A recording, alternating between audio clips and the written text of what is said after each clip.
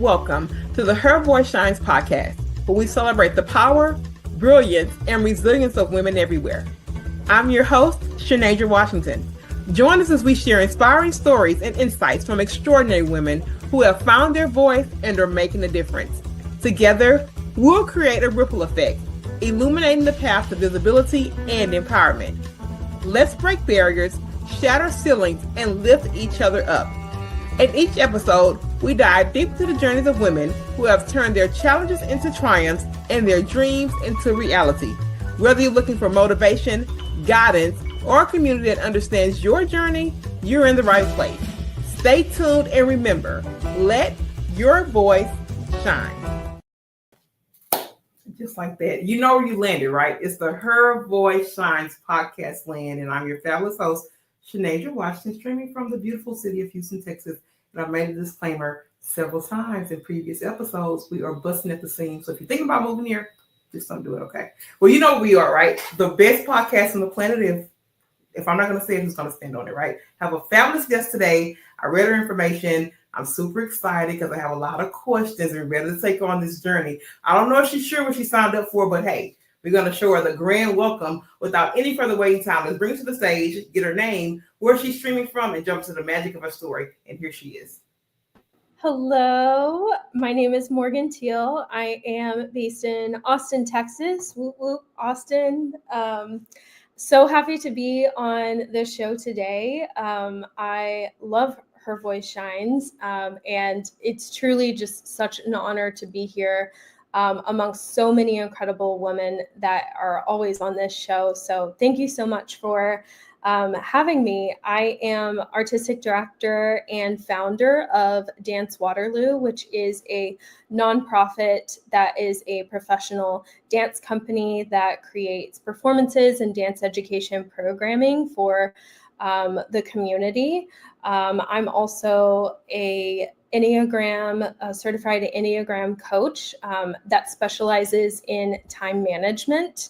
And I am a social impact manager for a manufacturing company. So I have 3 different career paths that somehow always kind of intersect a little bit, which I think brings a lot of life to me to have these different pathways intersect, but also be very separate in their own right. I think that has always been a part of my story, just being in a variety of different spaces that really cross paths sometimes, but also kind of stay in their same lane. So very happy to be here and excited to share more about my journey. I love it. Basically, in this segment, Morgan Teel says she's doing a whole lot. She got 3 different career paths, and she's merging that into one lifestyle, and that's really, really a lot. But I think beyond that, I started to look at your information, and one of the things that you talked about was what happened during the pandemic when you realized that your identity wasn't necessarily tied to that career. So in 2020, at that exact time, me too, Morgan Teel, I was rewriting identity and rewriting voice. And I eventually left corporate America in 2021, after some leave and really having to really think about this next part of life. What did that moment teach you about who you are beyond your work? Yeah, I think 2020 was very pivotal for all of us. And I think for me, what it taught me is that you can be very passionate about your work, but it should not be the only thing that makes up your identity and who you are. And up until that point, I really think that my entire life force, what sustained me as a human, was just my work and my career. And it really taught me that I'm much more than my career. I'm much more than just work and even my passions and even my art. I think with art and dance, something that's very creative and expressive, we can often really tie our identity to that. And I do think that dance and art are fantastic as a form of expression, but when we become too married to that, we can lose a sense of who we are as individuals, and that is kind of what happened to me during that time. Yeah, very interesting. Prior to the lead up for me, I had a number of different roles, right? I was kind of a fast sprinter through my career. Spent 13 years in financial services, but I had 10 roles. Like I really had 10.5 roles, you know, because I had like a little short project. But basically what that meant was that in that 13 years, a year and a half, you mastered, you move on. And then I started to have this funny thing with titles. And I was like, you know what? I don't even care about the title, right? Who is Shanasia going to be when she shows up in all of these different places and phases and things of that sort? So it took a lot of quiet time. It took a lot of unwriting, unwinding, and really why this space matters so much for me is because it shows women really through voice and choice what you can redefine yourself post a myriad of career paths or whatever it is, and it's not always the easiest thing to do, but I have found that hardest work, which I believe that's probably my hardest work to date, has really gave me a sense of freedom that I've never would have known existed had I not taken or agreed to be here. Another thing, you talked about doing your master's degree. And then you were also doing a lot of different things, as Morgan Teel seems to just do a lot of different things. But you were also too battling burnout and depression, which many women they will never bring that to fruition, never bring it out of their mouth. They live in it, but they will never actually say it. Talk to me a little bit about that emotional journey, because I think sometimes people feel that they're living in a silo and they're not that's literally within arm's reach that may be going through the exact same thing. I'll talk a little bit about how burnout was kind of manifesting for me. I noticed I was starting to get a little bitter, a little bit more curt with my language to other artists I was working with, towards my family, my loved ones, and it took a toll on me in the sense that I felt like I wasn't myself, because I'm not a curt person. I'm not, by default, I'm not like an angry person either. And so that's when I felt like my entire identity was starting to be just like, I just felt like I was not myself. And the burnout also happened in a way where I started to feel panic and anxiety around just little everyday things that would usually spark joy for me. So whether it was checking off things on a to-do list, or meeting a deadline, or even things brought me anxiety, like checking my emails. I think like I went like a full 2 weeks without even looking at my inbox at one point in time, because I just couldn't do it. It brought me like so much anxiety. So for me, like the burnout, it just really shifted my identity and who I felt like I was. And so during that time period, I really took time to, I just kind of stopped. And I didn't necessarily see things as all right, that's it, we're pulling the plug, we're done forever. But I did kind of feel a need to disconnect, to kind of like put the focus on myself again, and just take some time away from the nonprofit organization. At that time, I was not an Enneagram coach yet, but just to focus on my master's and just give myself a little bit of breathing room and a little bit of grace while navigating a difficult time that I hadn't experienced before in my life. Yeah, that's powerful. And I think really what I took out of that segment was the courage to take a pause. Many women don't, it's like I just have to keep doing it. I have to keep doing it. It has to go this way. But the courage to take a pause is a powerful expression in self-worth and self-value.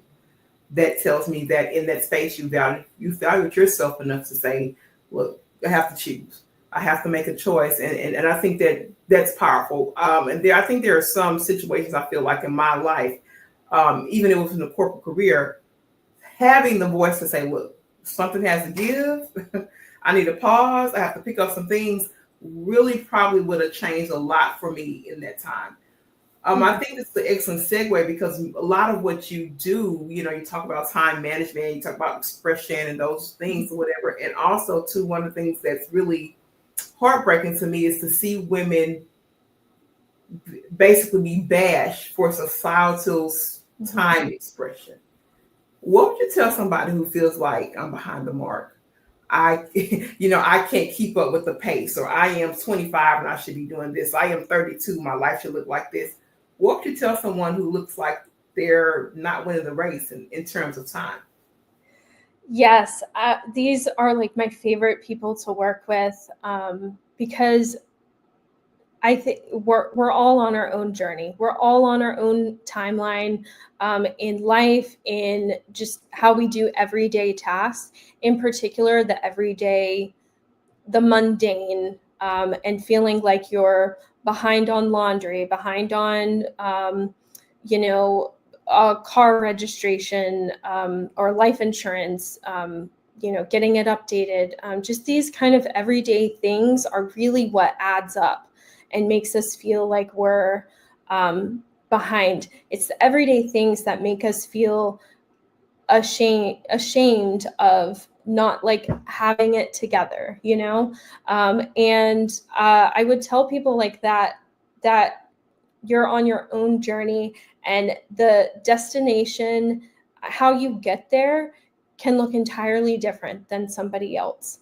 And that should be celebrated, that we're all different, and how we arrive, where we arrive, are going to look entirely different, and that's completely okay.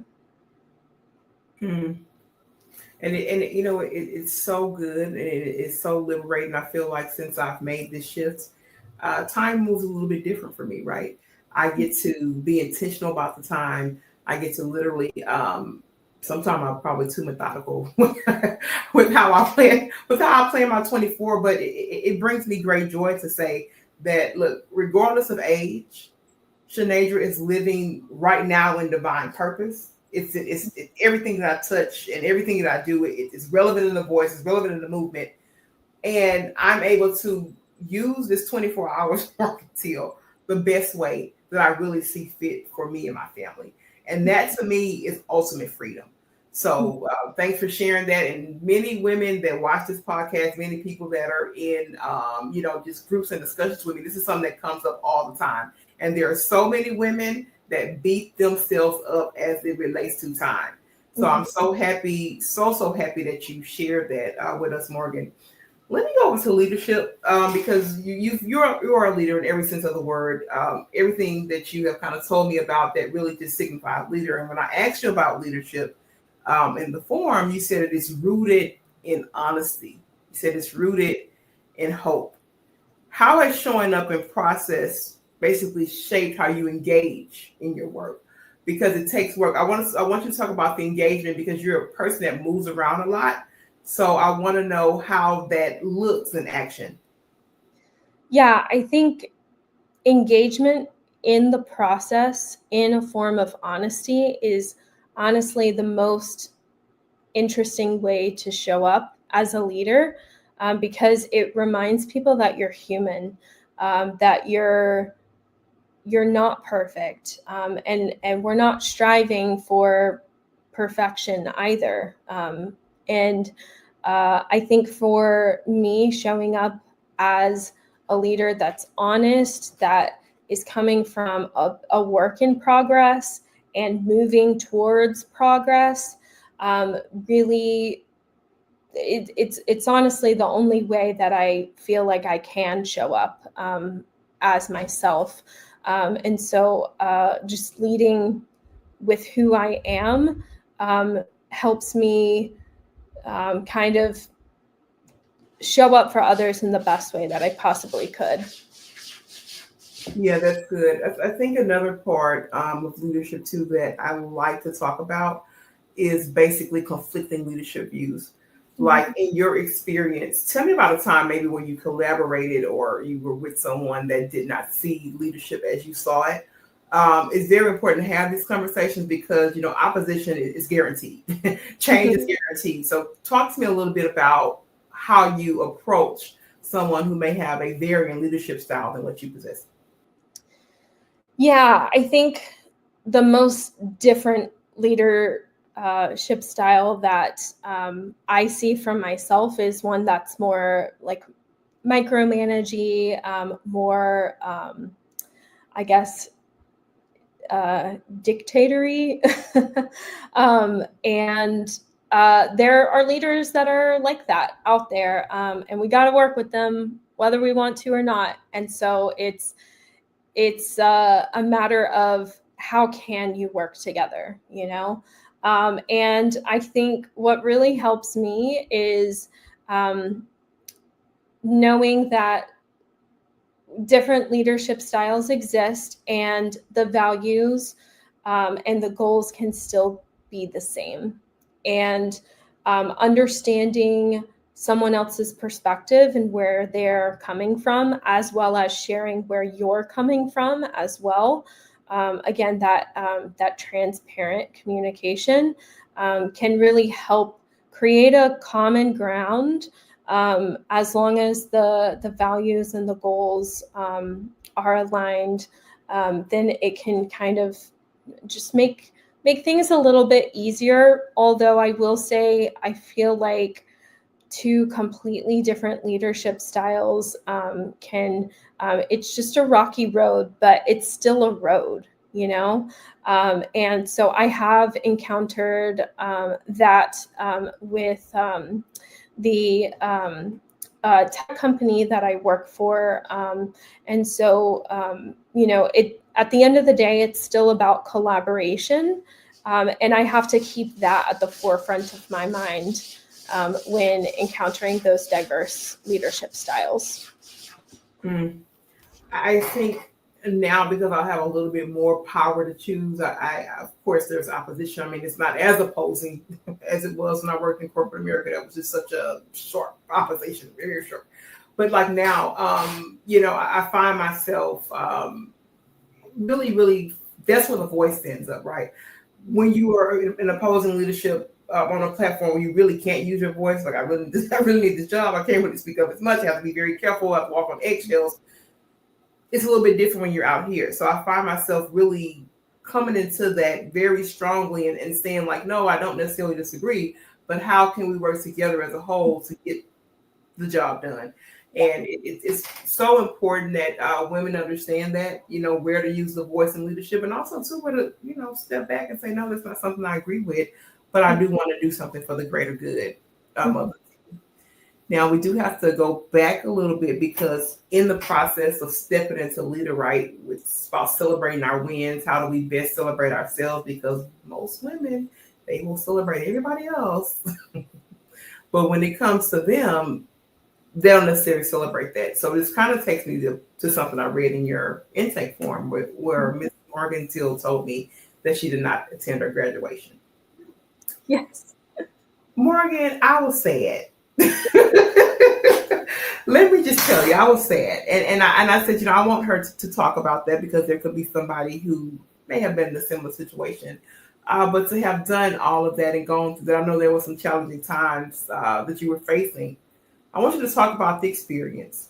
And right behind that, I want you to tell that Morgan from back then a message from where you're sitting now. Yeah, I think that I have to say that I am thankful for that experience in the sense that that was a moment for me that I was like, yo, you are not like yourself right now at all. And you need to speak to somebody professionally about that, because that not showing up for myself for my own graduation is just completely 100% not me. And so I think like literally that day or maybe the next day, I like signed up for therapy and talked to somebody about getting some medication for depression. So if it wasn't for that event, I don't know if I would have pursued those things, because I don't think I would have known such a drastic shift in myself. So I think what I would tell myself today is that really just give yourself a little grace. You had like a really hard time. And again, we are all on separate journeys and separate paths. And at the end of the day, you're going to get it done. You're going to get the master's done, and you're doing it in your own way. And every single way is creative. To give yourself grace. And that's one of the things I say quite often, Morgan. I actually say that at least a few times a week to people. You have to give yourself grace. Mm-hmm. And I think the area for me where I still probably can extend grace, and this is just full transparency, is remember I told you about the methodology to use in the 24. Sometimes I'll get to the end of the day and I've done a lot of stuff and I'm still like, you didn't do enough. You know what I mean? And at the end of the day, I'm still battling with if I truly showed up and given everything that I really had. So that's where I'm working on with grace. Every quarter or so, I'll kind of checking in and figure out what are some things that I need to work on internally as it relates to grace. And that is one that I'm really, really working on. So if you guys are watching this podcast, I challenge you to do that. If there is a place, I don't know what it is. I don't know if it's, you're not speaking up, you're not saying, whatever it looks like, whatever that place is that you know that you need to extend yourself grace. It doesn't have to be a tomorrow thing. Just take some baby steps in order to start that grace relationship with yourself. I think this is an excellent segue into what you told me success was for you. And you told me that success was part of that being emotional clarity and alignment. So tell me what you're doing on a day-to-day basis to make sure that model of success stays in place. Yeah. So when I start each and every day, cup of coffee, make some breakfast, feed my cats, I kind of in that first hour of my day, journaling about what is my core desired feeling for the day? How is it at the end of this day? How do I want to feel? And that is so important to me, to do kind of an emotional check-in on myself, not necessarily on where I am, but where do I want to be, so that I know I can alter my day to express that feeling. And that creates clarity. That creates emotional alignment for me. So that's it's a ritual I highly recommend practicing if it's not something you already ask yourself. What is the core desired feeling that I want to have today? And I think that's good. Waking up in the morning saying, I want joy. I want peace. I want clarity. I want rest. And actually defining what those words are on a day-to-day basis are powerful shifts in your overall well-being. I probably could start to use it more daily. I get crazy and I'll claim a word for the entire year. And I remember at the beginning of the year, last year, I said that I wanted to be resilient. Resilience was the word. And then it was like, well, Sinead, well, how do you prove resilience? Well, you're going to... When I said the word, it's like, well, how do you prove resilience? Well, when all these hurdles and things come up, what is going to be the reaction? And I can remember being so bold in that declaration, and it seemed like all hell broke loose, Morgan. So I had to prove that resilience, but in that and staying true to that and saying, okay, well, what are you going to do? What choice are you going to make? Are you still going to do it even if you're just a little bit tired? We're not talking about extensive things to where it's just pushing you into burnout, but are you going to push through? Oh, okay, I just need, a little 5-minute break, or, today's cold, it's in Texas and it's snowing. Are you still going to do your job, Sinead? That's what's really, really important with that. Yeah. Now, I want to talk about Dance Waterloo a little bit because I think it's great for one. And then also, too, one of the things that really stuck out to me was that the community is kind of involved in this. So give us another run with that. And also, too, when I hear people bringing community and different, buy-ins, it's like vulnerability, basically, because you're saying, here it is. You can kind of, come into this. Tell me about how that plays into the model, and then really how you landed with that idea of moving forward in that way. Yeah, so with Dance Waterloo, we do things a little different than you might see in, I guess, maybe typically with dance classes or performances. So we really involve the community throughout the process. So in our classes, it's really about dance making, learning how to make dances together for a variety of different ages. So we don't just work with kids. We work, actually, our prominent population is seniors. And I'm talking seniors all the way into their 90s who are taking a dance class with us. And those dance classes are, about how can we creatively move our bodies together? How can we storytell together through movement?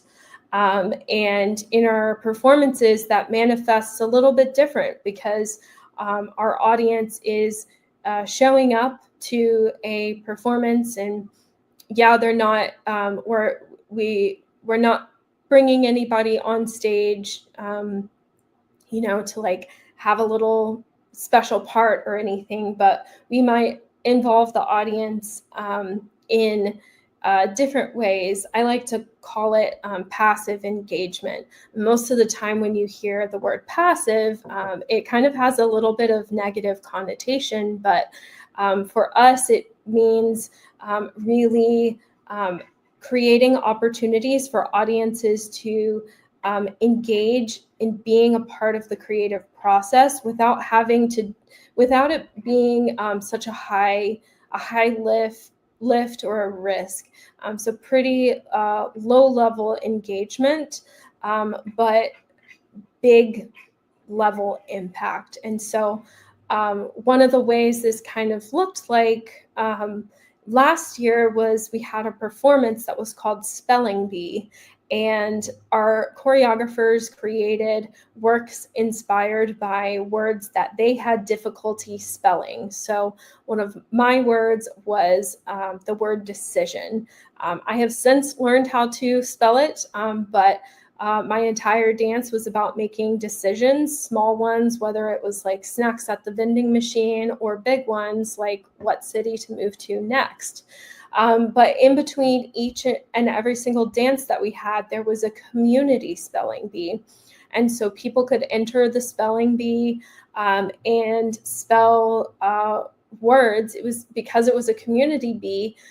We had 7-year-olds competing against 80-year-olds with age-appropriate words. And so that was one way that we kind of got to involve the audience in the choreographic process and a performance.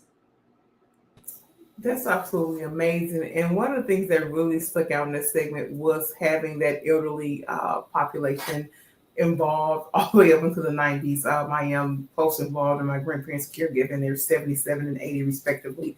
And that community is always a community that's near and dear to my heart. I've always had elders from the time I was born up until now that I was very, very close to. So kudos to you for involving that population who's sometimes forgotten and giving them the opportunity to really participate in this is really something that warmed my heart. But incredible model, and I wish you all of the best success in this community building effort. Anything to me that can really speak life to the community and give them a buy-in, I'm always for. So thank you so much for all your work that you do there. I think it's absolutely amazing. I want to have you do this really quickly because I don't want to miss this, because I always want to educate my audience. Many people do not know what a Enneagram coach is. I want you to briefly go through that, some high level bullet points, because this could be a level of coaching that someone may need, but there also too, it could be a stuff that people who've never heard of that. So I just want you to break that down for us quickly. Yeah. So Enneagram coaching, like think of it as like life coaching, but specific to, I call the Enneagram like a living and breathing system. So I really think it's beyond a personality system. Although one may say that it's kind of within that same vein. So with the Enneagram, it's all about what is your core desires and what are your core fears, because those live with us on our day to day, and they're kind of the backbone of who we are, how we act, how we think, how we feel, and that kind of manifests in our everyday realities. And to take it a step further, my focus is specifically within time management. And so how different people struggle with time management in different ways. And oftentimes there can be a lot of shame around, say for instance, like not completing a to-do list. But that shame can manifest in different ways. And the underlying fear behind that shame can be different for people. And so coaching with me is really kind of breaking all of that down, understanding what it is exactly that people have obstacles with when it comes to managing their time, dropping those boundaries and barriers that they've created for themselves, and rebuilding new systems, new habits and rituals that are more sustainable for them in the long term, in the everyday, in the mundane, beyond just, the perfect day. Yeah. Yes, I love that. And that was definitely a fabulous explanation of that, because I think so many women, there's so many different types of coaches, but some of them need a particular niche of a coach, right? They need to understand specifically how their actions impact. And I think really in the realm of like time management, if you are someone that struggles with that, I think this is an excellent type of coaching for you. I think if you're somebody who really can't always see big picture versus small picture, this is an excellent type of coaching for you from what I gathered there. So Morgan, I want to make sure we have a clean segment for contact details. So I want to make sure that you give us the best contact details, whether that's your social, website, whatever you want to give for contact details so we have for our viewers. I would ask you to do that now, please. Yes, you can follow us you can follow Dance Waterloo on social media at Dance Waterloo. Website is dancewaterloo.org. And for me personally, my Instagram is at Enneagram Morgan, and my website is morgan-teel.com. Okay, I absolutely love it. Now, Morgan Teel, we have come to a segment in our show. We call this the rapid fire round. I am going to give you 10 questions / statements, and we'll give you a word or maybe a sentence or so. Okay. That's all you can say. Okay. So these are on the fire, ready to go. And we're going to kick it off with the first one. It is one word you use to describe the season of your life right now. Chaotic. Oh, it fits, Morgan, because what did I say in the beginning of this episode? Number 2, what is a song that always brings you back to yourself? This is what dreams are made of. Fire. Okay, I see you. A book that helped you change the way you see the world, or maybe a book that is very impactful for you. Ooh, this is a hard one. I'm going to say A Wrinkle in Time. Okay. Never, And I've heard of that one. I've never read that though. yeah, I forget the author's name off the top of my head, but it was impactful. Yeah. Rest for you looks like. Sleeping. Okay. Fill in the blank. Progress is not.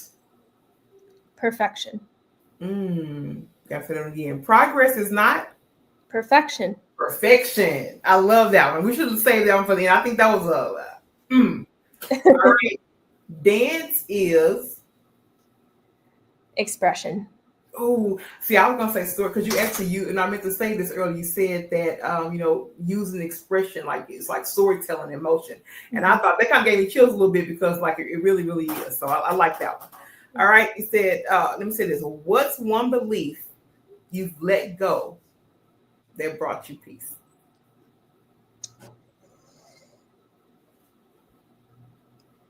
Nothing has to be done. What's one practice that keeps you rooted during chaos? You just told me it was chaotic. And listen, I did not, these were just before, I just did these, when I looked at your information. I didn't know you were going to say chaotic. So it says, what's one practice that keeps you rooted during chaos? So I'm hoping that you're standing firm on this. It's asking myself what my core desired feeling is for the day. I like that. I think I'm going to put that on my board. Core desired feeling. I like it. All right, it says, and okay, you don't have to say it if you don't want to, but it says an idea you're currently exploring, but have not released publicly yet. If you don't want to actually release it, just give us some themes or some vibe associated with it. An idea I'm exploring is writing a book. Morgan, let me just say this. I think I got to just say, as much stuff that's on here, you can get that book done in a weekend. I just have to be honest. You could literally. We're gonna go on to the last question. We're gonna go to the last question. But you could write the weekend. And this is a good one because I said, what's a good last question for you? And I want you to answer this one. What is a boundary that is non-negotiable for your well-being? Ooh, that's a hard one. Because we have to stand for something. Something has to be, that's a no-go. Like you just no. Boundary that is non-negotiable for my well-being. I really think you have to be a value add in my life. Yeah. That is so good because I think so many times, I look back at certain not even relationship, just association sometimes. Mm-hmm. And now in this stage in my life, Morgan, if it don't make sense, we're not even forcing it. We're not trying. I'm not going to be disrespectful, but respectfully, you can exit stage left. Well, let me tell you, look, we were only supposed to have 30 minutes, Morgan, and here we are at almost 40, but it has been such a beautiful time. This is the part in our show we cue over to you for final thoughts. We tell you to give us some good parting words for this space and really something that captures the essence of Morgan Teel, and I'll be back to close the show after you finish. Okay.